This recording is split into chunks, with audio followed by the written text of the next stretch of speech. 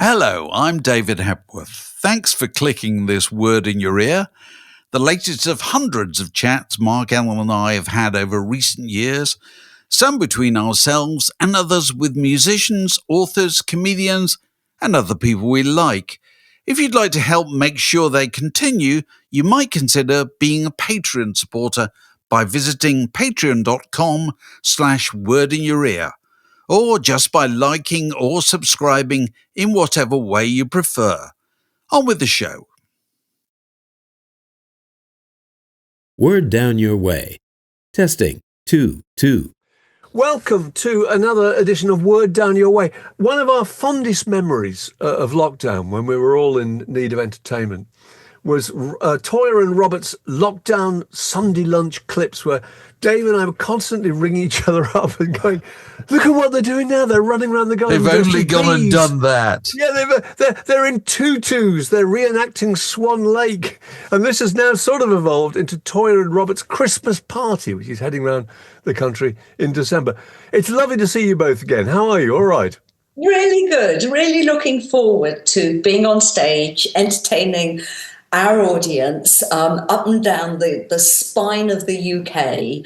It's exciting to be able to do this in December. We recognise that kitchen. I'm going to strap on and rock out. Excellent. So did it evolve in some ways from all those clips that you were doing in that very kitchen, in fact, that you're sitting in now? Yes, it certainly did, because we chose rock songs that we felt were as relevant today as they were 40 years ago. And it seemed to hit the right audience, that these incredibly classic rock songs from Living Colour right through to Red Hot Chili Peppers, everyone wanted to hear them, and they enjoyed seeing them in the context of the kitchen with two old codgers. Well, when I was a young player, Mark, I aimed to be able to play anything which I was asked to play. So my repertoire in my first two beat groups, if you like, were across the board, Chuck Berry, through to the Beatles and onwards. Now, when King Crimson became a rather defined repertoire, I didn't learn the current rock classics. So now with Toyah and Robert rocking out, I'm having a great time playing Lenny Kravitz and Metallica and ZZ Top, some of whom I worked with on the road, but I never had the chance to play the material, and now I have, and I'm having a blast. So how do you learn that stuff? You just sit down with the record and do it like a 14-year-old would do it? Well, a quick answer is yes. The longer answer is when we began our Sunday lunch, I was working in the C pentatonic tuning, which we developed in Guitarcraft. So I was playing E-based rock tunes and riffs in a vastly different tuning, which was almost impossible. With no open strings. Oh, dear. So for Toyah and Robert going live, I changed back to the E tuning after 35 years. And rocking out became, with the conventional repertoire, became a lot easier. What you need to add to this, Robert is not only just playing a top line of guitar, because it's just him and me singing. He's got to learn the bass. Sometimes he has to interpret the drum beat, and he has to interpret a rhythm guitar as well. So he's having to put together three potential instruments to put across what the song represents as a band. It can be really complex. Well, this is in our Sunday lunch, where how do you honor the spirit of the original artists while being able to accompany a singer and yet convey all the essential parts of the piece? So the Sunday lunch, which we're currently working on for our new Sunday lunches at the end of the month, I have a horn part to consider, a rhythm part to consider, a very funky bass part to consider, and we haven't even talked about the drums yet. And it's a song that culturally has nothing to do with the rock and roll we normally play. So anyway, there we are. These are small challenges of the working player. So how did the Sunday lunch thing start? When did it? Whose idea was it? David, this was my wife. Over to you, lovely. Well, it was lockdown. It was April the 19th, and I knew, and Robert will say this isn't true from his point of view. How do you communicate with the world when we've suddenly been told we can't leave our homes? And some people were stuck around the world in either hotel rooms or bedsits and couldn't get out. And we had a lot of discussions about the fact that, well, I had 3 tours that year that had sold out, that needed to be performed. What do you do? Your life stops, your income stops, everything, your creativity seemed to stop in that moment. And we thought we would just test the water by posting films, but we wanted to do films that were stupid. We really wanted to put stuff out there that said that we're on the same level as everyone else, we're as scared as everyone else, and we don't know how to get out of this. And the extraordinary thing was, the first film we posted was 28 seconds of me teaching Robert to do a jive in the kitchen. And it had 100,000 responses in the first 5 minutes from around the world, and mainly from people just saying thank you because they felt that we personally reached out to them. And then, of course, this broadened. It broadened very, very quickly into rock songs. And then as we came out of lockdown, it broadened even further because we went from 100,000 views to 10 million on Enter Sandman. And last summer, we hit 133 million visitors. And you can't walk away from that. Right. And how has that changed into the Christmas party? Is the Christmas party broadly the same? Which is Robert playing some particular songs, you dancing, singing, whatever, elaborate costumes? Yes. What was really interesting, Mark, is when we first put Toyah Robert's Sunday rock party out there to do festivals, everyone, all the promoters thought we were just going to turn up, the 2 of us, and do 20 seconds.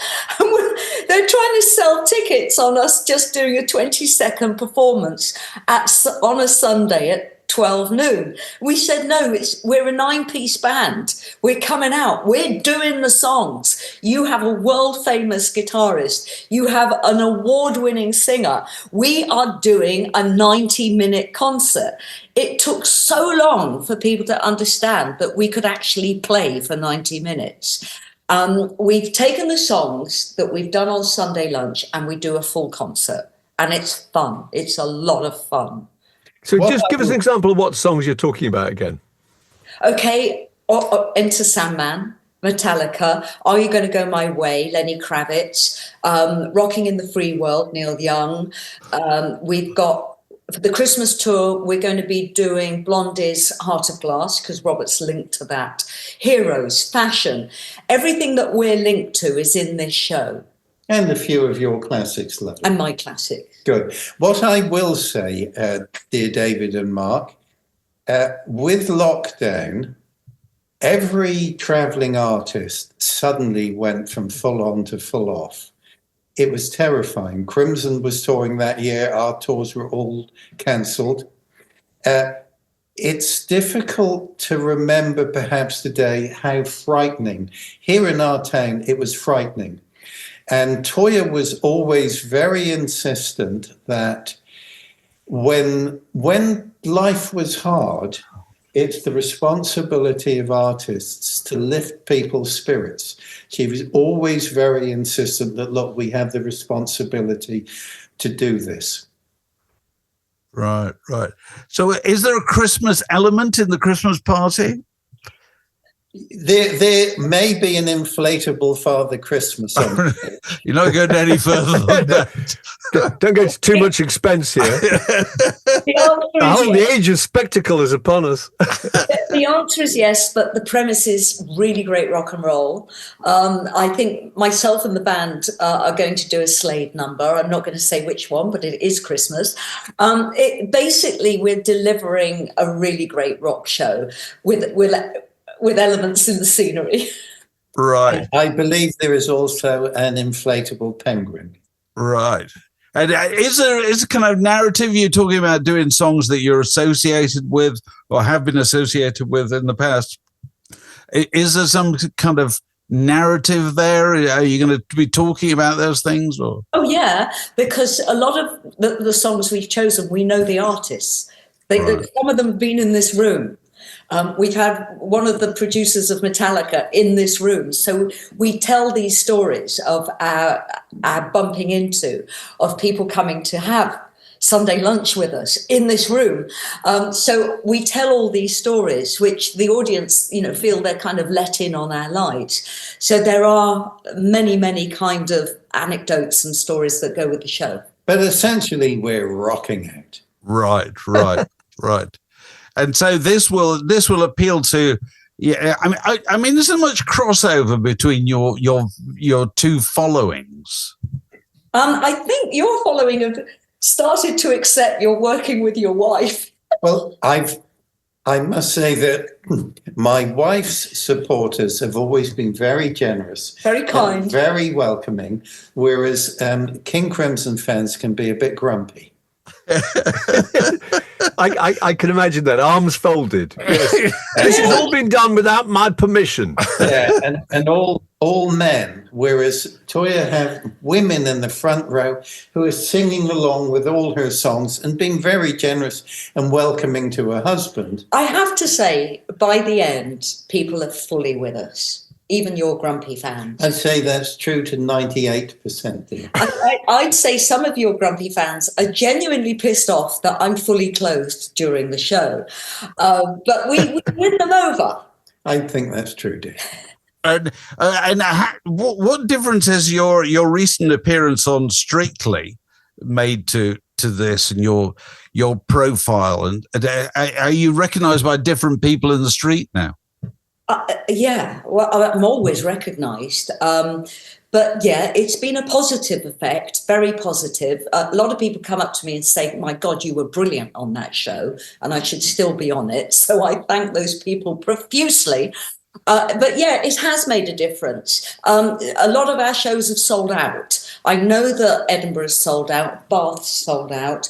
I think Sunderland's selling out. So we need people to kind of get their tickets soon. I think there's availability for the London Indigo. It's proving to be a very popular short tour. But Strictly has been a very positive experience for me. Above all, it's taught me I am an old woman, because I don't think as if I'm 66. I still think as if I'm 24. And going on Strictly, being surrounded by really beautiful 20-something dancers, I soon realised that, I am the grandmother of rock. Well, do you dance every day? Do you dance every day to kind of keep... Yeah.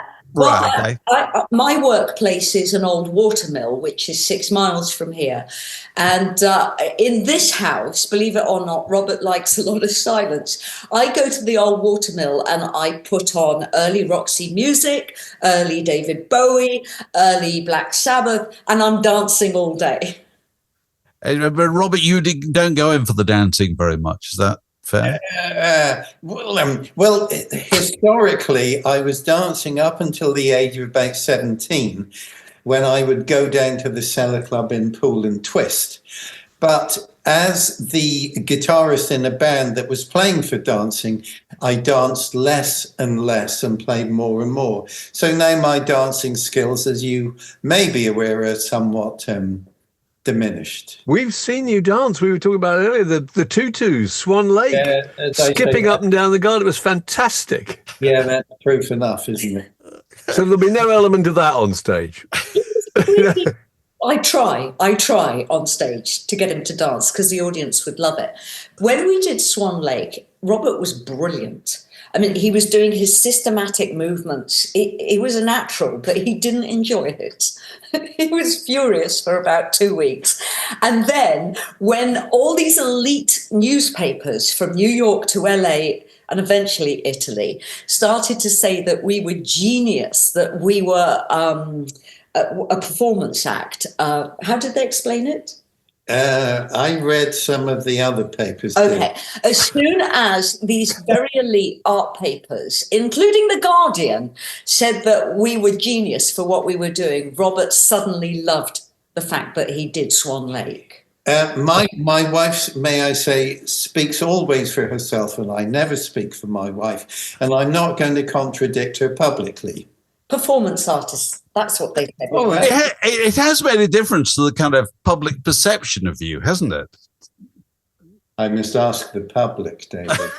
No, but we were talking about the grumpy King Crimson fans earlier on, who I know because I've been to your King Crimson shows. And I know exactly who these people are. Did they react when they saw you dressed as in a tutu? And what did they say? I'm kind of fascinated. Well, a fairly recent quote is, "I preferred the other Fripp." In other words, the unsmiling Fripp. What I love is Tommy Iommi. I think he tweeted back to us. He said, "Are you two gone mad? Are you all right?" And then Robert Plant thought we were completely bonkers. It's really nice that what we've done with Sunday Lunch has brought these really incredible artists into our lives because they've contacted us. And okay, Robert does have some grumpy fans, but our lives have broadened because of Sunday Lunch. I bet. Into a very wonderful world of superstars. And we're really happy about that. Yeah. They're all just jealous that they didn't think of it first, basically. Well, jealous that they just wouldn't have the nerve to do it, to carry it off. That's the brilliant thing, is you're so good at it and you're so funny and it's incredibly uplifting. And it's, as we were saying, it's just unexpected. Who would have imagined, years ago that you two would be putting on a little show like that? It's fantastic. It's all meant to cheer people up. Yes, I agree with that. In terms of my wife being on Strictly, I went along to these performances. And I thought my wife was stunning, and I thought that the judges were a bit mean. One in particular.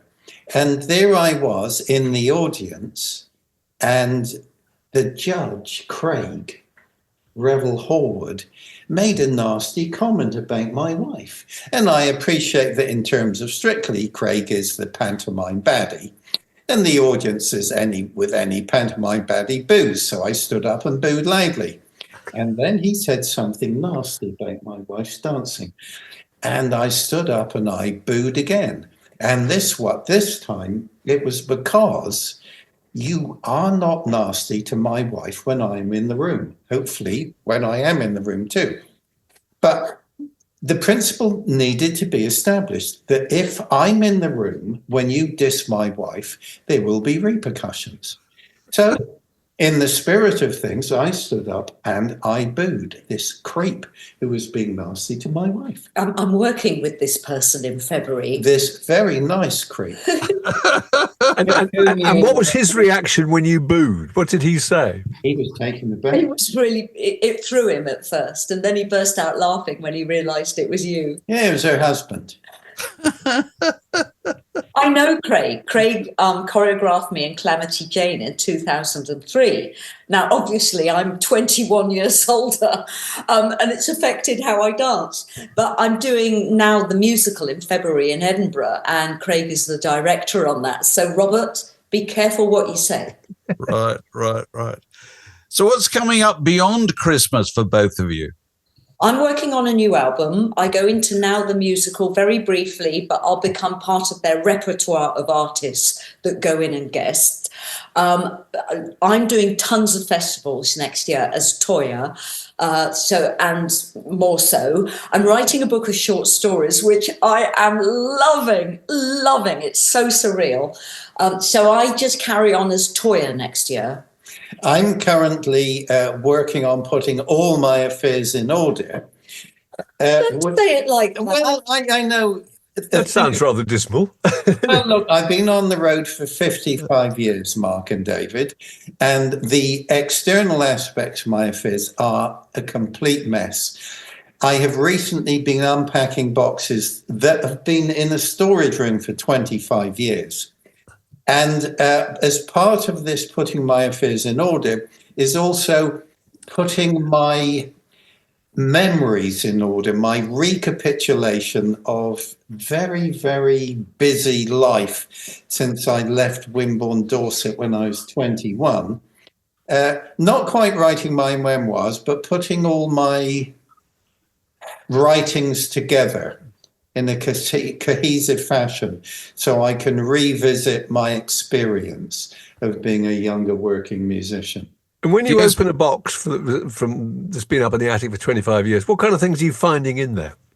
Well, the most recent is a tea set of Spode, given to me by my former manager years ago.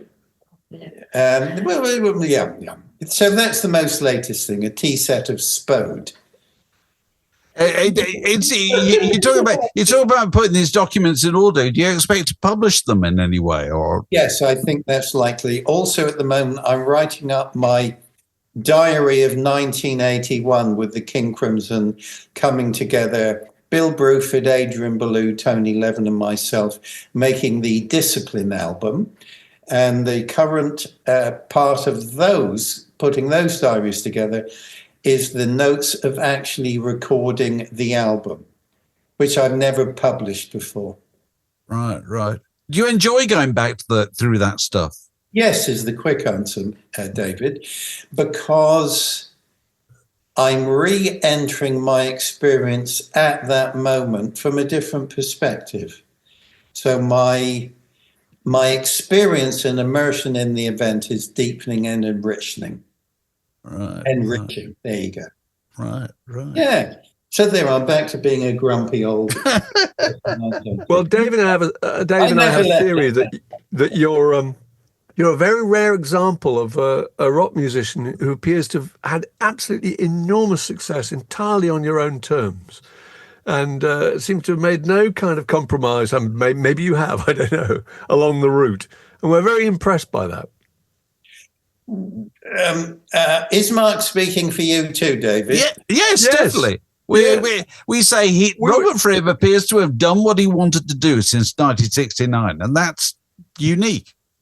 I wouldn't say it's what I've wanted to do, it's what I've needed to do. And also, from what I've seen out of 36 years of marriage, you've always had to push against the tide of what the industry wanted you to do. You've always had to resist. Without any doubt whatsoever. We've been watching the superb Laurel Canyon documentary, I think made in 2020, stunning. And the music is, rich. It's just breathtaking. Powerful, emerging into the world. But it wasn't the music I felt needed to be played by a young English rock band. So King Crimson was very much against gravity in the music that was in the air, powerful as it was. So there was always an enormous amount of pushback. But hey, that's what it is. No complaints. Good.